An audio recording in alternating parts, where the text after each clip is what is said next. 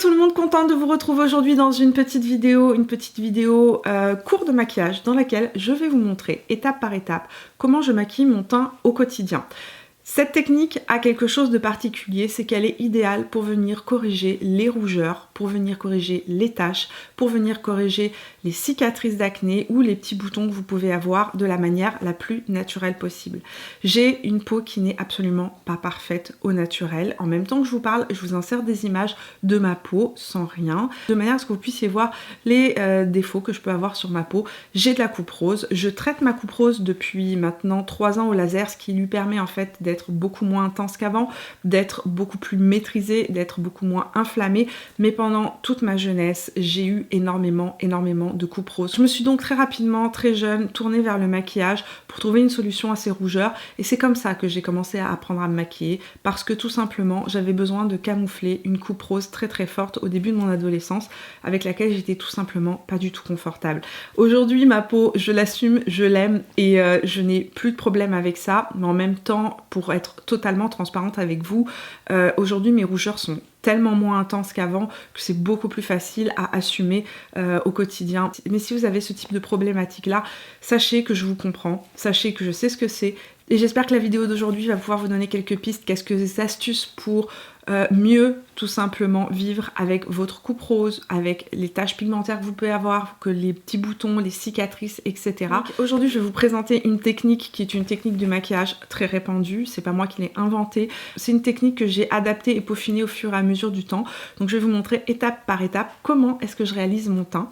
Je tiens juste à m'excuser en ce début de vidéo parce que lorsque j'ai commencé à tourner cette vidéo, j'ai eu un problème avec mon micro. Il n'était pas allumé et donc c'est le micro de la caméra que vous entendez et donc vous allez entendre l'autofocus pendant tout le début de la vidéo. Je vous prie juste de me pardonner pour ce petit oubli. Sans plus tarder, je vous laisse aller regarder cette vidéo. Si jamais elle vous plaît, si cette vidéo vous interpelle, si elle vous apprend des choses, n'oubliez pas de me laisser un petit pouce. Si vous pensez qu'elle peut être utile à d'autres, n'hésitez pas à tout simplement la partager. Venez me rejoindre sur Instagram, c'est là où je me trouve tout au long de la semaine. Et puis si vous n'êtes pas encore abonné à la chaîne, vous pouvez le faire en cliquant sur le bouton rouge juste en dessous. Je sors 2 vidéos beauté chaque semaine, le mercredi et le vendredi. Première chose dont je vais vous parler du color correcting ou de la correction par la couleur, puisque lorsqu'on parle de taches, lorsqu'on parle de rougeur, lorsqu'on parle de cicatrices, d'acné, etc., généralement la première chose vers laquelle on se tourne et la première des solutions dont on parle, c'est la correction par la couleur ou le color correcting. Ça a été une énorme mode dans les années 90. Si vous avez été comme moi une ado ou un ado des années 90, vous avez dû tous connaître le magnifique stick vert qui venait annuler les rougeurs, camoufler les rougeurs. À l'époque, je ne savais pas trop ce que je faisais. On m'avait dit que c'était la meilleure manière de corriger mes rougeurs, donc je me badigeonnais allègrement l'ensemble du visage avec du vert, et ce qui devait se passer se passa. Quand j'appliquais mon fond de teint, j'avais un teint gris verdâtre. Parce que très souvent, lorsqu'on applique trop de correcteur, qu'on l'applique mal au mauvais endroit, et qu'on utilise un correcteur trop épais, ce qui se passe, c'est que le correcteur ressort à travers le fond de teint, tout comme vos rougeurs vont ressortir à travers le fond de teint, tout comme les boutons vont ressortir à travers le fond de teint au fur et à mesure de la journée. Et bien là, c'était le vert qui ressortait tout au long de la journée. Donc, je voulais juste vous expliquer rapidement ce que c'est que la correction par la couleur et pourquoi je ne l'utilise pas. Ici, ce que je vais faire, c'est que je vais vous insérer une roue chromatique. Qu'est-ce que c'est que la roue chromatique? C'est une roue qui vous présente en fait l'ensemble du spectre des couleurs. Il faut savoir que les couleurs s'annulent entre elles. Par exemple, comme vous pouvez le voir sur la roue chromatique, le rouge, donc les rougeurs qu'on peut avoir sur le visage, sont annulées par le vert. Donc, généralement, on dit aux gens, si vous avez des rougeurs, il faut camoufler avec un correcteur vert. Si vous avez des taches qui sont un peu violettes, bleutées, ce qui se passe, c'est qu'on va utiliser du orange pour venir les corriger. Pareil pour les cernes. Le problème de la correction de couleur, c'est que, comme je vous l'ai dit, tout comme vos rougeurs, tout comme les cicatrices vont réapparaître à travers le fond de teint, si la correction de la couleur est mal faite, si elle n'est pas faite de manière ultra précise et très fine, ce qui va se passer, c'est qu'elle va ressortir à travers le fond de teint. Il faut savoir que la correction couleur, pour qu'elle soit efficace et qu'elle vienne véritablement annuler une autre couleur, il faut qu'elle soit sur la couleur à corriger. Je m'explique. Si j'ai des rougeurs, il ne faut faire la correction de couleur uniquement qu'à l'endroit où j'ai des rougeurs. Si je m'approche, ici vous allez voir que moi j'en ai un peu partout des rougeurs, mais il y a des petits spots dans lesquels j'ai pas de rougeur. Si je mets du vert sur ces espaces-là, qui n'ont pas besoin d'avoir de vert, le vert va ressortir automatiquement à travers le fond de teint.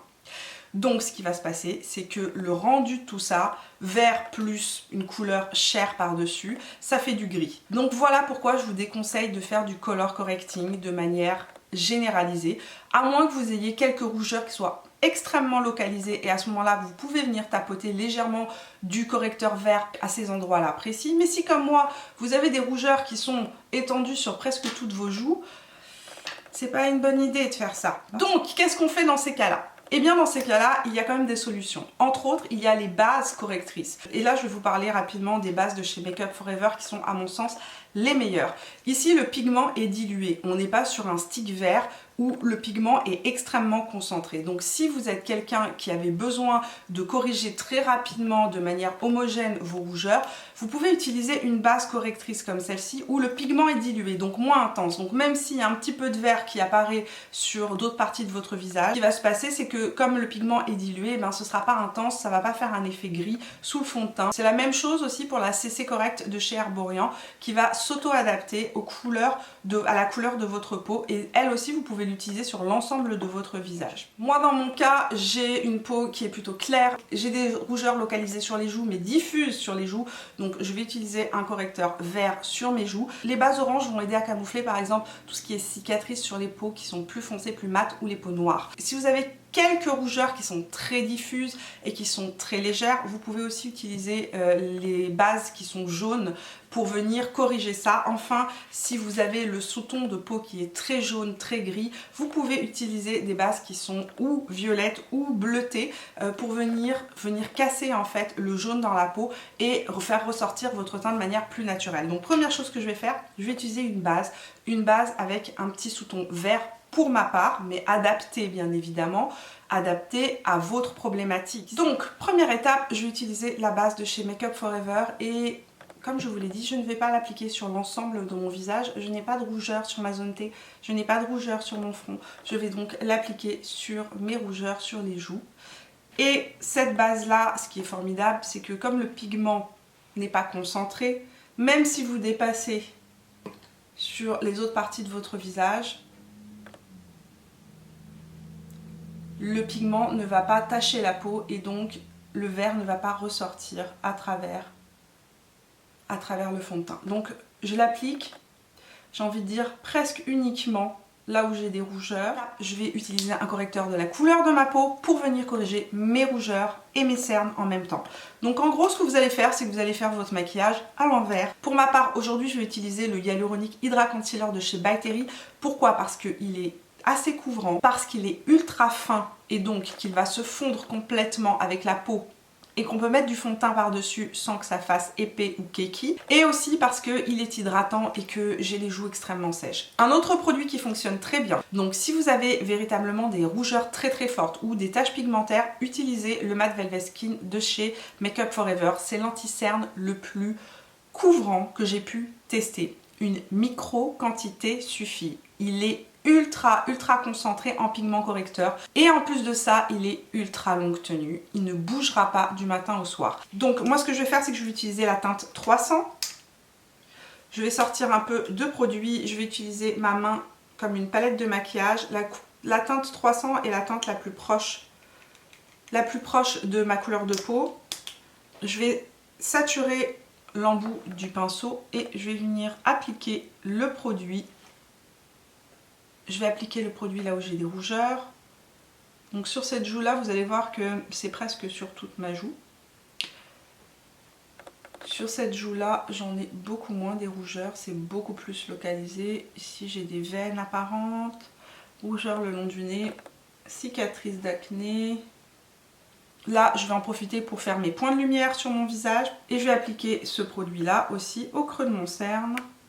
Je vais laisser fixer le tout. C'est hyper important parce que ici j'ai besoin d'avoir de la couvrance. Si vous appliquez un correcteur et que vous venez l'estomper immédiatement, le pigment n'aura pas eu le temps de sécher sur place et donc il va se disperser et vous aurez moins de couvrance. Je vais prendre le setting brush de chez Real Technique, petit pinceau indispensable à avoir dans son kit maquillage pour venir corriger justement, et je vais l'utiliser sans donner de pression parce que je ne veux pas complètement déplacer mon correcteur, pour fondre la correction que je viens d'appliquer. Un autre pinceau à avoir dans son kit, je vous l'ai déjà dit, c'est le 146 Concealer Perfector de chez Zoeva, qui lui va imiter la position d'un doigt et donc va avoir beaucoup plus de densité et donc avoir une plus grosse couvrance. Au niveau de mon cerne, je ne veux pas justement avoir une couvrance trop légère, donc je vais venir juste estomper avec ce pinceau là. Vous pouvez aussi utiliser celui-là ou vous pouvez utiliser votre doigt. Donc étape 1, j'ai utilisé une base avec une légère teinte à l'intérieur pour venir corriger mon problème de rougeur. Deuxième étape, j'ai appliqué un correcteur localisé, donc une correction au niveau de mes boutons, rougeurs, etc. avec un correcteur de la couleur de ma peau. Troisième étape, on va utiliser un bronzer et on va mettre le bronzer avant le fond de teint. Il y a une autre technique qui est utilisée en maquillage pour venir corriger tout ce qui est rougeur. Donc rougeur liée à l'acné, rougeur liée à la coupe rose, boutons, etc.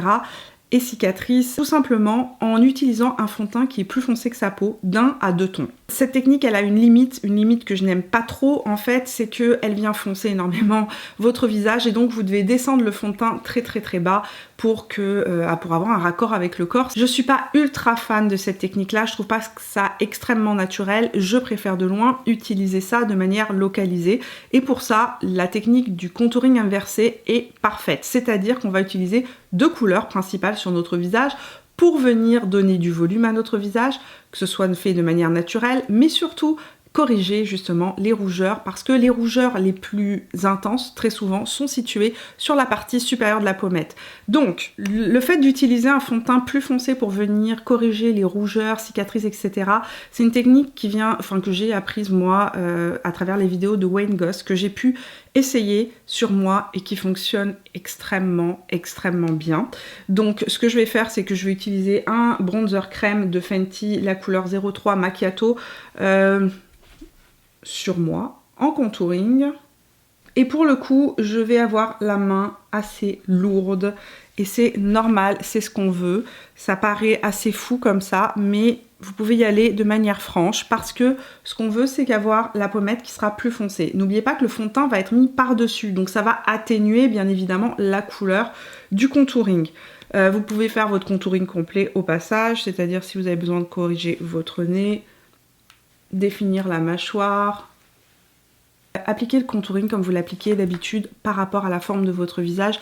Moi je le mets véritablement par rapport à ce qui convient le mieux à mon visage. J'ai quand même le front assez large et peu haut, donc je ne mets pas de contouring sur la partie centrale, j'affine mon nez, etc. Le pinceau que j'utilise, c'est le It Cosmetics Evenly Luxe numéro 7. Et c'est parti, je vais venir estomper mon bronzer. Et oui, ça va se voir et c'est correct, puisque ça va être estompé par la suite par le fond de teint. En fait, j'ai envie de dire que c'est presque du maquillage pour fainéants. C'est-à-dire que ça vous demande moins de travail au final, ça va beaucoup plus vite, ça paraît complètement fou et pourtant ça fonctionne super bien. Ça va plus vite parce que vous n'avez pas besoin tout simplement de venir estomper pendant des heures. Voilà. On va faire ça, tac, tac, let's go, on passe au fond de teint, on a l'air complètement fou comme ça, hein. Vous vous dites mais où elle va? Et pourtant je vous assure que ça fonctionne. Le fond de teint que j'utilise tous les jours, c'est le Futurist Hydra Rescue. J'utilise aussi à nouveau beaucoup le fond de teint crème, le Studio Fix Tech, oui, de chez MAC, donc qui est un fond de teint crème qui est un fini plus mat, celui-ci a un fini plus lumineux. Donc celui que je vais utiliser aujourd'hui, c'est le Futurist Hydra Rescue de chez Estée Lauder en couleur 2N1 Desert Beige. Donc j'ai pris un peu de mon fond de teint, peu importe le fond de teint que vous utilisez, comme je vous ai dit aujourd'hui, des fonds de teint couvrants qui sont fins, il y en a plein. Donc j'utilise un Kabuki. Vous pouvez aussi utiliser une Beauty Blender, mais évitez d'utiliser des pinceaux avec des poils qui soient pinceaux plats pour ce type de maquillage-là. Parce que ce que l'on veut, c'est venir imprimer le fond de teint sur la peau pour ne pas bouger le contouring qui a été fait en dessous. On ne veut pas déplacer en fait le contouring qui a été mis juste en dessous. Donc on va venir tapoter, imprimer le fond de teint dans la peau. Comme vous pouvez le voir, le bronzer ressort légèrement à travers le fond de teint, mais c'est complètement fondu. Dans la technique complète du Reverse Foundation, on peut appliquer son illuminateur et son blush en dessous. Moi personnellement, je trouve que c'est pas nécessaire. Je préfère juste venir appliquer mon fond de teint par-dessus mon correcteur et mon bronzer. Autre chose que je ne vous ai pas dit mais que vous m'avez vu faire, j'ai commencé par appliquer le fond de teint sur la mâchoire. Pourquoi? Parce que je veux que cette partie-là de mon visage soit plus claire. Le fond de teint est plus clair que le bronzer. Ça va venir donner tout simplement de la définition à ma joue. Autre chose, si vous avez un sous-ton de peau qui est très rosé ou vous avez tendance à rougir, n'oubliez pas vos oreilles parce que vous le savez, si vous avez de la coupe rose ou des rougeurs, quand on rougit, les oreilles sont les premières à rougir et donc on veut éviter d'avoir les oreilles toutes roses, toutes rouges. Donc oui, on applique le fond de teint sur les oreilles et on descend aussi le fond de teint dans le cou pour pas avoir de démarcation. Maintenant que j'en suis là, je vais venir juste équilibrer mon teint. Je vais appliquer mon blush, je vais peut-être parfois rajouter un peu de bronzer poudre si j'estime que j'en ai besoin. Je vais maquiller mes yeux et puis je vais finir en poudrant mon visage. Et c'est tout. J'applique un blush en crème sur le haut de ma joue. J'évite de le descendre sur ma pommette trop parce que, comme je vous l'ai dit, c'est là où mes rougeurs ont tendance à ressortir en journée. Le blush crème que j'utilise, c'est un blush qui était une édition limitée de l'année dernière. C'est le Brightening CC Blush de chez By Terry, qui est un de mes blush crème préférés et qui malheureusement était une édition limitée. Mais peut-être avec un peu de chance, By Terry décidera de le rééditer. Donc j'applique mon blush sur le haut de ma pommette et je le remonte aussi sur mes tempes. Pareil avec un blush en poudre, on fait la même étape. Mon blush est appliqué, je reprends mon pinceau, j'estompe juste, sans remettre de produit, hein, j'ai rien remis dessus, j'estompe juste les rebords pour que tout se fonde parfaitement dans ma peau. Pareil pour les illuminateurs, je suis fan des illuminateurs crème. C'est beaucoup plus facile à fondre dans la peau, ça se voit moins. Ils mettent moins l'accent sur tout ce qui est texture de peau. Donc de manière générale, si j'ai à choisir, je choisis un illuminateur en crème. Celui-ci, c'est le Pillow Talk Beauty Light Wand, donc l'illuminateur facile de Charlotte Tilbury en couleur Pillow Talk. Mais il y en a aussi dans différentes marques, l'illuminateur en stick de chez Maybelline est parfait et je viens juste l'estomper au doigt. Et ça se fond dans la peau immédiatement, ça n'accroche pas les défauts de la peau, ça donne un glow et une lumière extrêmement naturelle. Arrivé à ce moment-là, on va fixer tout ça et là aussi, petite astuce que j'ai découverte il y a quelques temps chez Wayne Goss. Qui fonctionne extrêmement bien depuis qu'on porte le masque pour venir fixer le maquillage. J'ai pris un Kleenex, j'ai divisé en deux mon Kleenex. Je vais entourer ma Beauty Blender, mon éponge humidifiée, avec le Kleenex que j'ai séparé et je vais venir utiliser ça pour pré-matifier la peau. Ce que ça va faire, ça va d'abord fondre complètement le maquillage dans la peau. Et ce que j'adore dans cette technique-là, c'est surtout que ça aide le fond de teint à tenir toute la journée, en particulier lorsqu'on porte le masque. Et actuellement, vu qu'on porte un masque très régulièrement, on a besoin que notre fond de teint tienne. Donc j'utilise cette technique et ça fonctionne du feu de Dieu. Donc, voilà. Vous allez voir que ça absorbe un petit peu de produit, mais pas trop.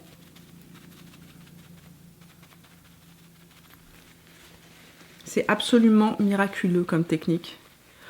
Donc on fait ça. Maintenant ce qu'on va faire, c'est qu'on va poudrer le teint très rapidement. Il y a deux techniques que j'aime pour poudrer mon teint et que ce soit le plus naturel possible. Où j'utilise un pinceau plat de ce style-là. Donc celui-ci c'est mon Zoeva Face Finish qui va venir véritablement imprimer la poudre dans la peau et donc camoufler les pores, camoufler tout ce qui est rides, ridules, etc. d'expression parce qu'il faut mieux que le fond de teint et la poudre soient imprimés dans le pore plutôt qu'ils restent en superposition et c'est là où on voit le pore apparaître, où on voit les ridules être beaucoup plus marquées.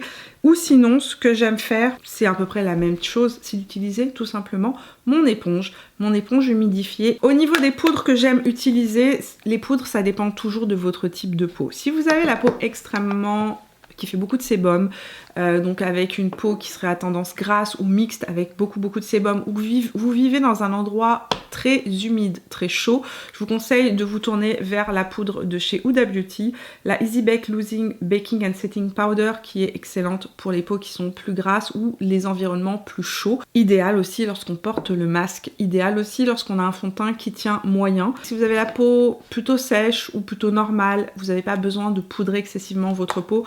J'aime utiliser les Airbrush Flawless Finish de chez Charlotte Tilbury, qui sont à mon sens les poudres qui permettent d'avoir la peau la plus flawless, comme son nom l'indique sur le poudrier, c'est-à-dire la peau la plus parfaite possible. C'est véritablement incroyable, c'est un filtre cette poudre. Et puis dans un plus petit budget, j'aime les poudres pressées de chez CoverGirl qui sont excellentes. Alors celle-ci, c'est la Clean Fresh, il y a la Clean Matte qui fonctionne aussi très bien sur les peaux qui ont plus de sébum.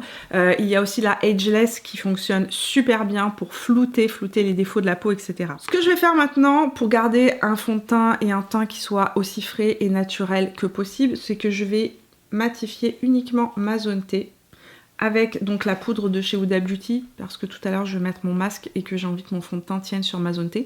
Donc ce que je fais, c'est que je l'applique sur le menton et je viens l'imprimer. Puis je la remonte ici, donc le maximum de la poudre est sur le menton. Et ce qui reste de la poudre, je le remonte sur le bas de la mâchoire. Je laisse ma joue complètement sans poudre parce que je veux garder le côté frais, le côté lumineux. Je veux garder cet effet peau naturelle. Je vais utiliser aussi la poudre le long de l'arête de mon nez. Ça va me servir entre guillemets de contouring. Je poudre très légèrement ici, mais je ne descends jamais la poudre à ce niveau-là parce que sinon c'est la cata. L'arête du nez avec ce qui reste et le front légèrement sans remettre de poudre. Donc je prends mon pinceau et je viens balayer tous les restes de poudre qui restent. Je vais enlever l'effet poudreux de la poudre avec un spray fixateur. Mon préféré c'est le All Nighter, celui que j'utilise beaucoup en ce moment, moi c'est le All Nighter Ultra Glow parce que justement il donne un côté un petit peu plus frais, plus lumineux, plus glowy. Mais si vous avez tendance à avoir la zone T qui a tendance à faire beaucoup de sébum, le Ultra Matte est mon préféré. Avec ça vous allez voir, le fond de teint ne transférera pas sur le masque, le maquillage restera beau toute la journée. Et mon teint est terminé, je vais aller terminer rapidement mon maquillage et je reviens pour la fin de cette vidéo. Me voici de retour, j'ai terminé hyper rapidement mon maquillage. Je vais vous dire ce que j'ai mis sur mon visage parce que généralement c'est le genre de questions qui revient dans les commentaires. De toutes les façons, je vous laisse la liste complète des produits que j'ai utilisés pour ce maquillage en barrette d'informations. Donc rapidement, ce que j'ai fait, j'ai mis mon mascara, le Lash Idol de chez Lancôme, j'ai appliqué le crayon de chez Marc Jacob en couleur Earthquake à l'intérieur de la muqueuse supérieure de mon œil. J'ai appliqué dans le creux de paupière la couleur Finjan, donc c'est un single de chez MAC Cosmetics, c'est une couleur qui est comme ceci, très jolie, portée tout seul, ça se suffit en soi. Sur mes lèvres, j'ai mis le duo crayon Natasha de Nona en couleur Michel avec le nouveau rouge à lèvres de chez MAC, ça c'est une édition limitée, c'est le Glow Play Lip Balm en couleur Floral Coral de chez MAC, édition limitée pour le printemps dans la collection Black Cherry. Okay. Donc voilà, vous savez tout sur comment réaliser votre teint étape par étape de manière ultra naturelle et en camouflant tout ce qui est défauts chromatiques de la peau, donc soit des rougeurs, des cicatrices, des petits boutons ou bien des taches pigmentaires. C'est toujours la même technique que j'utilise. C'est une technique qui, à mon sens, est la plus simple pour éviter justement les taches lorsqu'on estompe mal ses correcteurs, etc. C'est une technique qui est facile et rapide à faire. En fait, il suffit de la faire une ou deux fois, vous allez voir que ça rentre très rapidement. C'est facile à faire, il faut juste se rappeler de faire vos étapes à l'envers. Commencez par votre correcteur, cerne, et puis corrigez vos rougeurs, boutons, etc. Et ensuite, appliquez un bronzer crème, appliquez le fond de teint par-dessus, et ensuite, vous jouez comme vous voulez avec le reste de votre maquillage. Le but du maquillage du teint, ce n'est pas de cacher complètement à 100% tout ce qu'on a, parce que de toutes les façons, quoi qu'il arrive, ça va réapparaître malheureusement en transparence. Le but, c'est tout simplement de sublimer ce que vous avez de la manière la plus naturelle possible. Donc voilà, j'espère que ces quelques trucs et astuces vous aideront à travers ce cheminement. À vos pinceaux maintenant, à votre tour d'essayer. Si jamais vous réalisez cette technique sur les réseaux sociaux, n'hésitez pas à me taguer de manière à ce que je puisse voir tout simplement ce que vous avez réalisé. Ça me fait toujours plaisir de découvrir ce que vous réalisez suite à mes vidéos. J'espère que vous avez appris quelques petits trucs, quelques petites astuces. Si j'ai pas répondu à toutes vos questions, n'hésitez pas à me les poser dans les commentaires sous cette vidéo. Nous on se retrouve tout au long de la semaine sur Instagram, et puis si vous n'êtes pas encore abonné à la chaîne, vous pouvez le faire en cliquant sur mon visage là où il apparaîtra. Je vous fais plein de bisous, je vous retrouve vendredi pour de nouvelles aventures. Jusque là, portez-vous bien. Ciao!